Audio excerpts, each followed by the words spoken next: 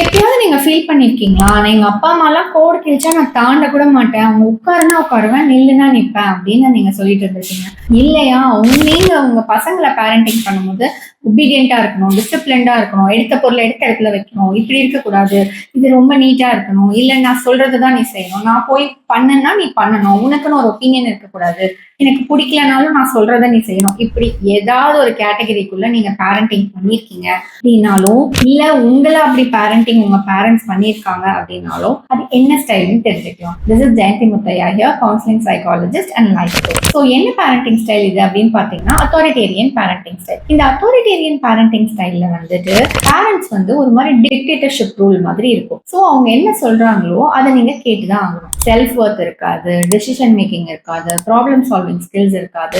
வளர்ந்ததுக்கு அப்புறம் அவங்களோட செல்ஃப் ஒர்த்தே அவங்களுக்கு தெரியாது, செல்ஃப் எஸ்டீம் ஜீரோவா இருக்கும். ஏன் இதெல்லாம் நான் சொல்றேன் அப்படின்னா, ஒன்ஸ் யாரோ சொல்றதை கேட்டு கேட்டு நான் பண்ணிட்டே இருந்தேன் அப்படின்னா என் வாழ்க்கையில எனக்கு என்ன வேணும்ன்றதே எனக்கு தெரியாம போயிடும். ஸோ இந்த மாதிரியான பிரச்சனைகள்லாம் உங்களுக்கு இருக்கு அப்படின்னா, உங்க பேரண்ட்ஸ் எப்படி உங்களை பேரண்டிங் பண்ணாங்கன்னு தெரிஞ்சுக்கோங்க. இல்ல நீங்க இதெல்லாம் உங்க கிட்ஸுக்கு பண்ணிட்டு இருக்கீங்க அப்படின்னா, அவங்க ஃபியூச்சர்ல இந்த மாதிரி பாதிப்புக்கெல்லாம் உள்ளாவாங்கன்றதையும் தெரிஞ்சுக்கோங்க.